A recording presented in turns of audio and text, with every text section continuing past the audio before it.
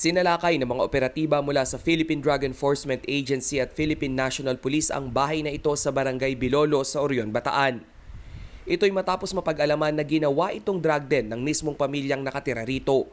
Nakumpiska ng mga otoridad ang 13 grams ng hinihinalang shabu na nagkakahalaga ng 88,000 pesos, weighing scale at mark money na ginamit sa buy bust.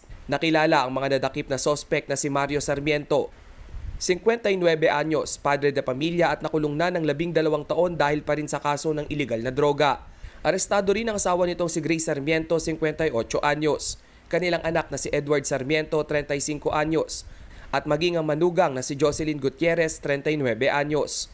Kasama ring nahuli ang mga kapitbahay nilang sina Dennis Gonzales, Aris Angeles at Jerome Rodriguez. Habang nakatakas ang isa pang Edison Sarmiento na anak ng mag-asawang sospek. Ayon sa report ng pulisya, maliban sa iligal na droga, sangkot din umano ang mga sospek sa serye ng motor napping at pagnanakaw. Samantala sa Barangay Tugatog, Orani, sa Bataan pa rin kalaboso ang magkasintahan matapos maaktuhang nagbebenta ng shabu. Nakumpiska sa dalawang tinatayang ₱250,000 halaga ng ipinagbabawal na droga. Kinilala ang mga sospek na sina Nash Amerol alias Saddam, 27 years old at Regina Bautista, 38 anyos. Dati na rin umanong nakulong si Bautista na nasangkot din sa kalakaran ng iligal na droga. Rainiel Pawid, CELTV News.